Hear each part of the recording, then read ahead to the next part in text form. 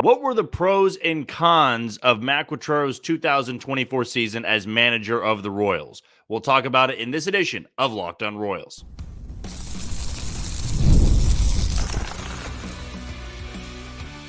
You are Locked On Royals, your daily Kansas City Royals podcast. Part of the Locked On Podcast Network, your team every day. You are tuned into Locked On Royals and the Locked On Podcast Network. As always, I am your host, Jack Johnson, and you can find me on Twitter or X at JohnnyJ_15. That's at JOHNYJ_15. You also can catch us on wherever you get your podcasts. That can be Spotify, Apple Podcasts, Amazon Music, Google Podcasts, we're on Odyssey, and YouTube. Just be sure to hit that follow button and subscribe. If you're a first-time listener and you want to know a little bit more about me and this show, I am based here in Kansas City. I work at Sports Radio 810 WHB, doing some hosting, some co-hosting, and producing as well. But when it comes to this podcast, when you click on this link, you know that you're going to be getting 30 straight minutes of Royals baseball. Today's show is brought to you by Gametime. Download the Gametime app, create an account, and use code LOCKEDONMLB for $20 off on your first purchase. We did tease this a little bit in yesterday's episode, another late night episode. It's all been late night episodes this week here for our podcast of Locked On Royals. But I remember teasing another grade that we were going to give out. And it just so happens that two of our segments are going to be about giving out grades to a player. And then, of course, the manager of the Royals in Matt Quatraro. So we're going to kick things off here with Matt Quatraro. And we want to evaluate this season as a whole, what the expectations were, and really the pros and cons of Matt Quatraro being a manager. Because I would say even the best ones out there, they're going to have their negative aspects, right? Even, Aaron Boone and Dave Roberts, they get their fair share of criticism, and they're also managers of teams that spend a lot of money, that have a unlimited payroll, basically, and they can afford to have a lot of talent on their roster. Whereas Matt Quatraro in 2024 did get a boost from J.J. Picollo and John Sherman being able to overhaul the rotation, to be able to overhaul the bullpen, to keep Bobby Witt Jr. to a long-term extension. All those things were great boosts for the organization. But at that point, it all goes back to the manager and this coaching staff. We can assemble the team for you, and then you got to show us why you are the guy for this job. And coming off a 106-loss season, I think the seat right away was a little warm. And I'm not saying that he would have been fired if the Royals didn't make the postseason in 2024, because a lot of people didn't expect this team to make the postseason in 2024. There was an expectation to have improvement in 2024, but not a 30-win improvement. And what is funny in baseball, because I think it happens more in baseball than really any other sport, is that a manager is going to be criticized heavily because a lot of the moves a manager makes are easy to recognize in real time, right? If you have a football game on the TV and you are upset about a play call, right, you don't really know what all went into that play. In baseball, it's pretty simple. If a manager goes to the bullpen and brings a guy in and that guy struggles, it's easy to criticize that move because you could say, well, why'd you go to that guy? He clearly was not ready for a spot like that. That's usually what managers are judged on. It's bullpen management and what the lineup card looks like. And for Matt Quatraro, what was interesting to me, at least with the perception of the fan base, there was a lot of people that didn't like the way he handled his lineup, where when the Royals faced the lefty, he would load it up with righties, and that meant Garrett Hampson playing. There were times that Adam Frazier hit leadoff for this team. And, it made you scratch your head from time to time. But Matt Quatraro is also a very analytical guy. And when he puts together a lineup or he goes to somebody, it's not a snap decision. It's not a gut decision. I think some of that factors in. But he's not managing based on purely a feeling, right? And I think the good managers out there don't just manage on a feeling. That does factor in, but if you're just going off your gut, you're probably not that great of a manager. You got to have the data. You got to have the analytical proof to back up certain moves. And to me, that was something Matt Quatraro did very well. The prepping for every single game, every single moment, every single matchup. There were reasons why a lot of this improvement happened so instantaneously that they pushed all the right buttons. It helped that the rotation was good. And when you have a good rotation, it's easier on the manager. You don't need to go to the bullpen so early in the game. And maybe I'll go one step further. If you've got a great bullpen, it really makes your job easy, right? With Stephen Vogt in Cleveland, they didn't have a great rotation, a rotation that didn't work deep into the game, but they had a lot of different monsters out there in the bullpen that you could turn to. And they usually were on their game. That if you turn to somebody on any given night in that Cleveland bullpen, you look like a genius because they were able to get the outs. And the Royals bullpen really didn't hit their stride until late August into September, into the postseason. It took them some time to get going. So for the majority of that year, Matt Quatraro is trying to piece together the bullpen. And that's what I think it really came down to for a lot of fans. When I would read the timeline, when I would get comments, it was, if James MacArthur blew a game, it was Matt Quatraro's fault because he put him in that spot. If Hunter Harvey blew the game, it was Matt Quatraro's fault because you can't put him in a spot like that. Or if they went to Angel Serpa in a spot, or they went to Chris Stratton in a spot, it was all going to fall back on Quatraro. It was all going to fall back on Q if that move didn't work out. But I do look at it this way, at least when I evaluate 2024 and I look at this bullpen, there were 3 different closers in the year. It began with Will Smith. There was the quick hook with Will Smith. Then it was James MacArthur, and James MacArthur really struggled in the second half of the year. Then they found the stability with Lucas Ursig, and that made things a little bit smoother going into the postseason, just knowing that that's the ninth inning guy. But I also thought that he incorporated a lot of the new style of managing. I love the fact that Lucas Ursig wasn't just a ninth inning guy of we got to save him, right? If we're on the road and it's a 1-run game and the middle of the lineup's coming up, well, we got to go to somebody else because we don't want to burn Lucas Ursig in the 7th inning. I love that fact that the highest leverage spot, it went to Lucas Ursig because he's the best pitcher in that bullpen. That style I loved. I give Matt Quatraro a great boost for that in my report card here. I did think that the negative side to maybe using Lucas Ursig in certain spots and not trusting another arm to get outs, it bit them a few times, but I can live with that decision. I never had too much of an issue with trying to get James MacArthur going because what I came back to over and over again is that if James MacArthur recaptured what he was in April, the Royals bullpen would have had a much higher ceiling than they ended the year with. There was a lot of faith in guys. There was faith in, Will Smith for a chunk of that year. There was a faith in Angel Serpa. There was faith in guys that had struggled, and that did pay off for a few of the guys, and that's another part of his grade that I have to factor in. Sticking with some guys, even if it was a bad week or two or maybe a bad month, it paid off in the postseason that they were able to come through in a certain moment because they knew their manager had their back. My negative reaction to maybe the over-managing has to go back to pinch hitting. I think all season long, more than anything, more than the starting lineup, more than the bullpen usage, I think it was the pinch hitting situations. Matt Quatraro loved to get the advantage with, bringing a lefty off the bench to face a righty. And it really didn't matter who that guy was. There were times that Adam Frazier came in to hit for Michael Garcia, or Garrett Hampson would hit for Kyle Isbell.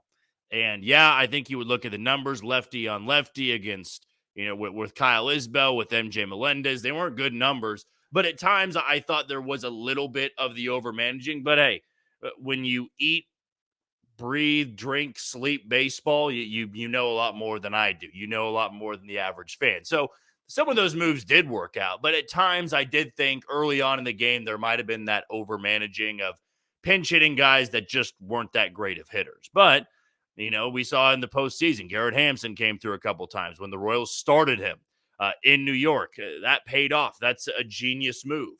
But there also were times that you'd go to the bench and Garrett Hampson would strike out on 3 or 4 pitches and you go, man, you really wanted Garrett Hampson to hit in that type of spot. So to me, the over-managing with pinch hitting, that would be one of my, if not my only main criticism of Matt Quatraro this year. I didn't have an issue with the different type of lineups. When you don't have a leadoff hitter, you got to try a couple of different things.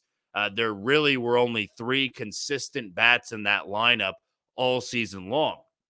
And for the bullpen, there was hardly any consistency. And to improve by 30 games, that shows you what this coaching staff was capable of and can be capable of in the future. When he took this job, I'm sure there were conversations of, this first year is going to be really bad. This first year is going to be ugly, but we got to know who we have. We got to know what we have in this organization before we spend a good amount of money. And then it all came together perfectly. And there are people that are still going to have their criticism, that are still going to hold off on the complete praise for Matt Quatraro. But I believe that he was the right guy to take over this team. And his style, it seems to mesh very well with the players. The laid-back approach, the let's worry about today, let's not worry about tomorrow. And he was very blunt in press conferences about certain things. He wouldn't really dance around the question. He never got too high, never got too low, and it fit this team perfectly. And again, when you improve the team by 30 wins, you're going to be getting a great grade on your report card. Because also, I'll factor in this. There were arguments throughout the year where, you got to give J.J. McCullough the praise and not Matt Quatraro, right? You could give any manager this job, and if you had a rotation like that, you'd win a lot of games. But I don't think it's that simple. I think if you were the highest spending team in free agency and you made multiple trades and you had 5 or 6 all-stars, yeah, it's pretty easy to win games. But the Royals had a very top-heavy lineup. They did not have a consistent bullpen, and their rotation was something that was shining all season long, but that's really one of 3 right there. There were a lot of different ways that Matt Quatraro and this coaching staff tried to get the edge against their opponent, and it worked out a lot. I mean, I think the most incredible thing about 2024 there wasn't really a point at any part of this season that the Royals were just down and out of a playoff spot. They either had a playoff spot or they were right there to grab a playoff spot. And that's something you dream of for a baseball season is, hey, every single month matters. Every single game matters. And, Matt Quatraro needed to prove this year that he was the right guy for the job. And I remember I did a podcast episode last year. It might have been around this time, to be honest with you. And I said, you can't judge Matt Quatraro on year 1, really. And there were a lot of people that didn't think he was a great manager because they lost 106 games. I said, you just got to wait a little bit, right? Brandon Hyde in Baltimore lost a lot before the Orioles eventually started winning baseball games. There were multiple 100-plus loss seasons, 110-plus loss seasons before things really turned around. Kevin Cash, same thing in Tampa Bay, which is where Matt Quatraro came from, or at least at one point in his time there working with Kevin Cash. He also was bullpen coach in Cleveland and stuff like that, or worked on Cleveland staff, I do remember. But again, it's that you got to give the guy some time, and to have that type of jump in 1 year, adding free agents or not, you do have to have some form of an impact on that. So I got to give Matt Quatraro an A for the job that he did. There are always going to be my listeners and commenters that are not going to give him the full credit, but on my end, you listen to me long enough, you know that I am a big supporter of his. And I'm not going to hide it too much. I think he did a phenomenal job this year. And I think equipped with the right roster, he can take him even further next year. We'll take our first break of the show. When we come back, it's time for another report card. We're going to go over the season for Vinnie Pasquantino. That's coming up on Locked On Royals. You are tuned into Locked On Royals and the Locked On Podcast Network. I'm your host, Jack Johnson, and you can find me on Twitter or X at JohnnyJ_15. Want to give a shout out to our first sponsor in FanDuel. Hey, NFL fans, you can start the season with a big return on FanDuel, America's #1 sportsbook. So when you get a hunch in the middle of the game, you can check out the latest stats, view live play-by-play, and so much more on the same page where you place your bets. You'll get started with $200 in bonus bets guaranteed when you place your first $5 bet. That's FanDuel.com. And I've already given 2 FanDuel predictions for the game tomorrow, game 1 of the World Series between the New York Yankees and the Los Angeles Dodgers, so why not? I'll throw an extra one in there. I believe I had bets on Kike Hernandez and Giancarlo Stanton. For my third one, why don't I go with one of the superstars in this series? And the superstar on the Dodger side, Shohei Ohtani. I sprinkled down some money for him to go yard tomorrow, whether it be off Garrett Cole or the Yankees bullpen. I expect him to have a big impact in game 1 and probably in all of these games in the World Series. So we just wrapped up our Matt Quatraro grade, or at least our quick, brief recap. I'm sure we'll talk about Q a handful of times in this offseason. But we're going to be continuing our trend of grading each and every starter for the Royals in 2024 and the guys that are going to be back next year. I said this in yesterday's podcast that I'm not going to be, grading out Adam Frazier, Garrett Hampson, or Yuli Gurriel or Tommy Pham. Those guys I don't believe are going to be back in 2025. Vinnie Pasquantino, though, was somebody that I set the bar pretty high for going into the season. I feel like for some of the loyal listeners, you might have remembered my bold take of Vinnie Pasquantino going to the All-Star game in 2025 or 2024, excuse me. And I felt pretty confident in that, because Vinnie had been hurt in 2023, had a pectoral or shoulder. I think it was a shoulder injury in 2022 that also ended his season in a quick fashion, basically. And then this year, of course, he doesn't have his season ended, but he gets all of September taken from him because of that catastrophic play at Minute Maid Park where Lucas Ursig tries to field a ground ball that glances off his hand. Then he throws wildly to first, and Vinny breaks his thumb, and it takes him out for a month. And he had a miraculous turnaround and recovery time and managed to play in the postseason. Didn't play that well, but did drive in 2 runs in the series against Baltimore and New York. But still, I mean, you look at just getting back in time to do that. It was great to see because Vinny was one of the main reasons the Royals had that 30-win improvement. And for him to be in the dugout, to be there in a cast, that would have been awful to see because he was somebody that was going to likely lead the Royals in RBIs. He was a huge voice in that clubhouse. Everybody gravitates toward him. There's a lot of baseball fans that gravitate toward Vinnie Pasquantino. But I will say that with the bar that I set and how that season went for him, I would say that he underachieved a little bit, all things considered, for what I had expected for him. So I got to make that clear and get out in front of that. I thought Vinnie Pasquantino was going to be an all-star. I thought Vinny was going to hit for a much better average. I thought he was going to have a much higher on-base clip. I thought his WRC plus was going to be, 30 points above the league average. I really, put that bar up in the stratosphere for a guy who had never finished an entire major league season before. But that was my confidence level because of everything about his profile, his ability to generate walks, the hard hit rate. He was a pole hitter, but we had seen him from time to time go the other way. And that excited me a lot about that going into the year because he had seemed healthy. He had had a good spring. Everything was pointing in the right direction. Now, if you just looked at the box score and you just looked at Baseball Reference or Fangraphs and you see the RBI total with still a month to go in the season, you would say that's an A season for Vinnie Pasquantino. For a guy that has never played an entire major league season to have 110 RBIs on the season, hit anywhere from 15 to 20 home runs. He was durable. He's out there, hitting to all fields, doubles into the gap. You would say that's an A type of season. But I would probably put it more so at a B, maybe closer to a B plus.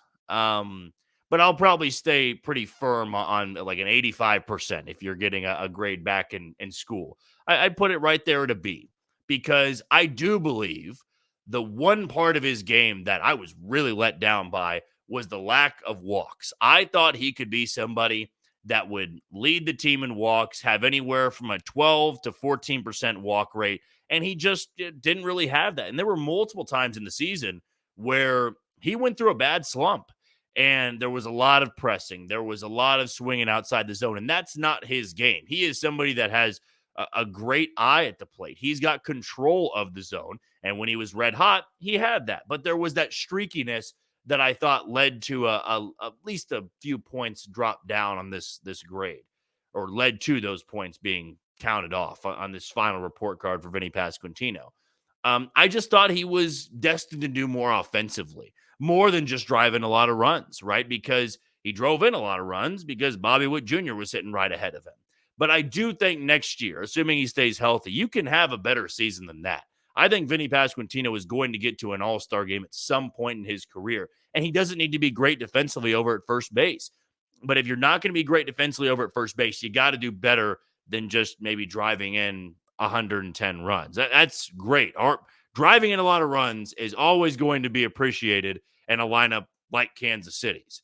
But I do think with what bar, again, I'm going to set for him in 2025, there's more there. He is somebody that can hit for a higher average than he did in 2024. This is a guy that can have a 340 to 350 OBP. This is a guy that can have a 135 WRC plus. He can hit, 20 to 25 home runs instead of 15 to 20 home runs.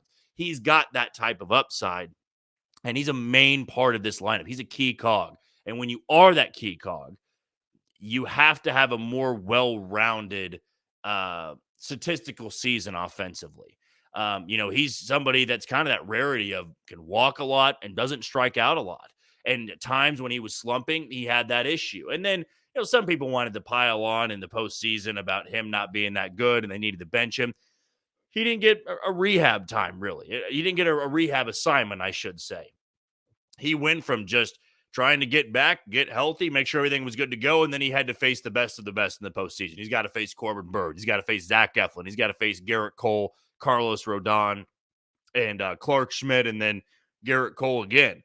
So that was just remarkable on its own that he got back in time, and he had a chance to play in the postseason.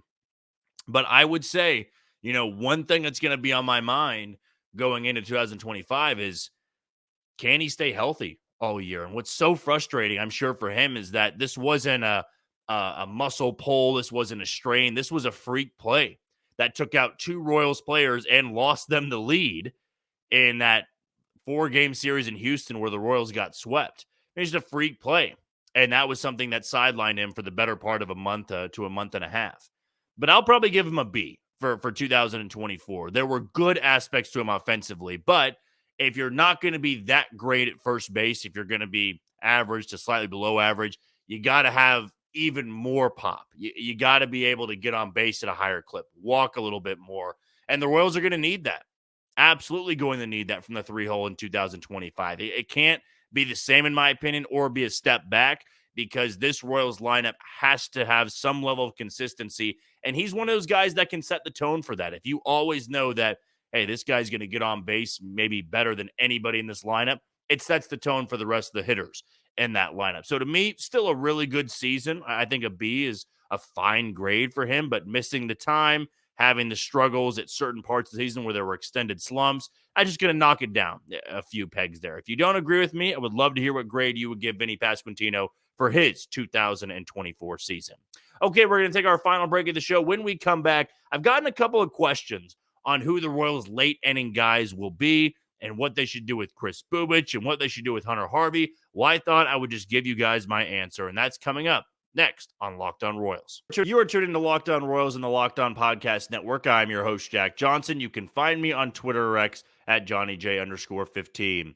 Want to give a shout out to our final sponsor and our title sponsor in Gametime. If you're listening maybe out in Los Angeles or you're listening in New York, maybe you're a Royals fan out there and you're thinking about buying tickets, though I've seen some of the prices for the World Series. It's not really in the wheelhouse for what a regular season ticket is. But if you do have that type of money, definitely go and buy them at Gametime. Or if you're already on to football season, whether it be college or NFL, or you're looking ahead to next week for college basketball, look on Gametime and turn your notifications on for Gametime, because they're going to tell you when tickets are getting down to the final few tickets there, that they're going to tell you the best deals, the cheapest deals, the hottest deals. When somebody's coming in town, you can check out tickets there, concerts, comedy shows, all of that.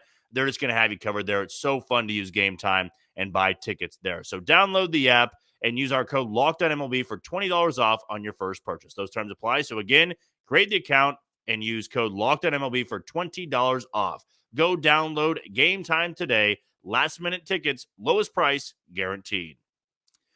This has been an ongoing conversation really since the Royals season ended about what this bullpen may look like, who's going to be in it, and maybe more importantly, who's going to be the high leverage guys. Who are going to be the guys that you trust with a one-run game, you're on the road? And to me, I think it's very simple. And I don't know if I'm going to waver on this, if I'm going to change my opinion until the Royals give us a definitive statement that that guy's not going to be a high leverage pitcher, or that guy's not going to be our 8th inning guy, that guy's not going to be our 7th inning guy. I'm going to take what J.J. Picollo, Matt Quatraro said and factor it into my answer. And we'll start it off here with the 7th inning. And really, the bullpen to me is going to return almost everybody. I do not think we're going to be seeing a much different bullpen in 2025. And that's a good thing, because we became very impressed with what this team was able to do in the postseason with the relief corps. This relief corps in Baltimore, in New York, and in the 2 games at Kansas City held their own.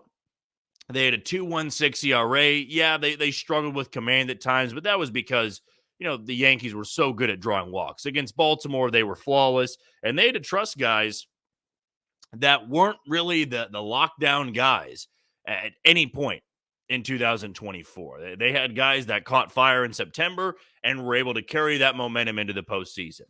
And like I said, you're going to be bringing back Lucas Ursig. You're going to be bringing back John Schreiber, Sam Long, Angel Serpa.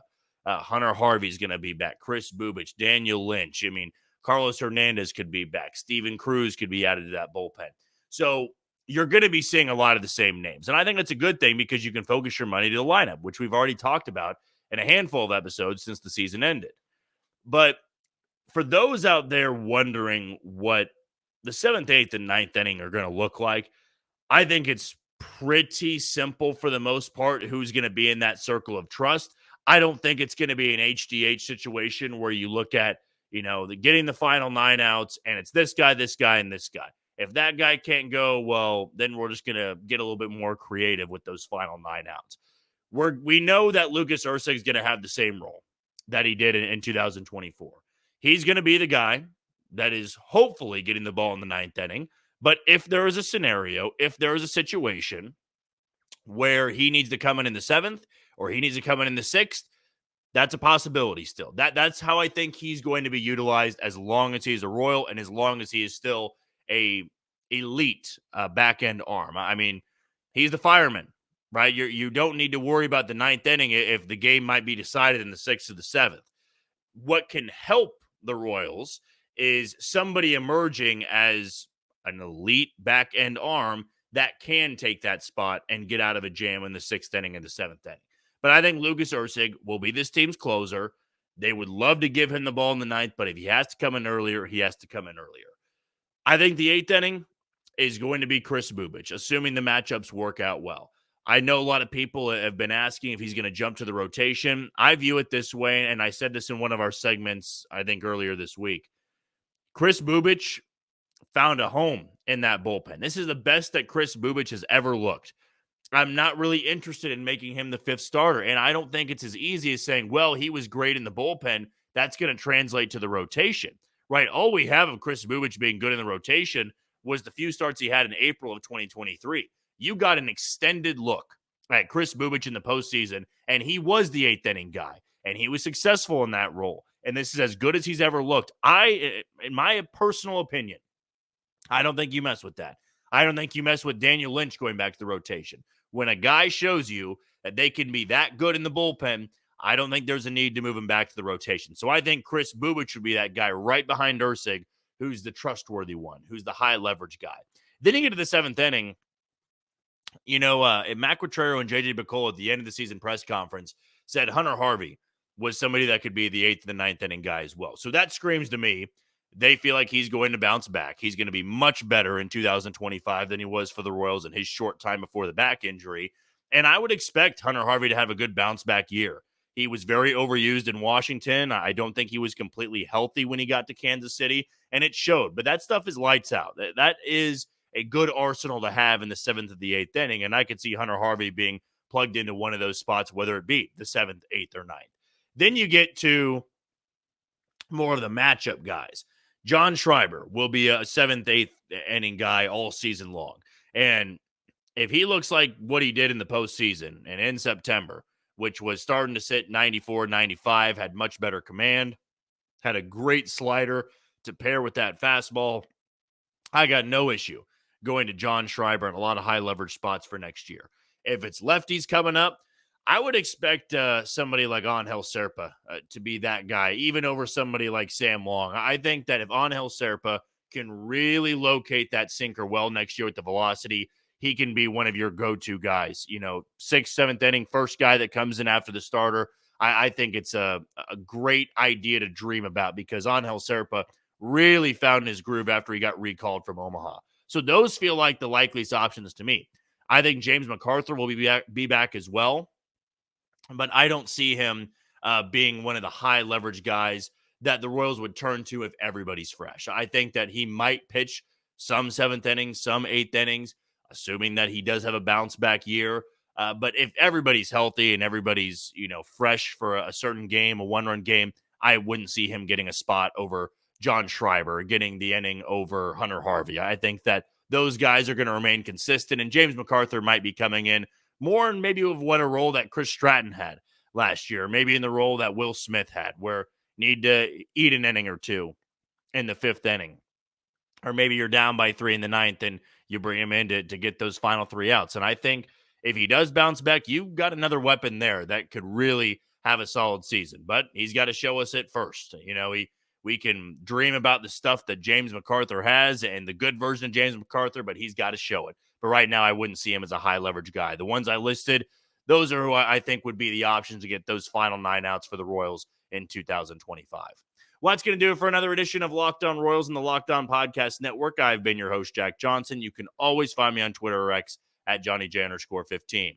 Thank you for making Locked On Royals your first listen today. For your second, find Locked On MLB as baseball guru Sully brings a daily blend of humor and baseball, keeping you updated on every aspect of the playoff picture. Find Locked On MLB on YouTube or wherever you listen to your podcast. Tomorrow, it's going to be a Mailbag Friday for us, but until then, you take it easy, Kansas City.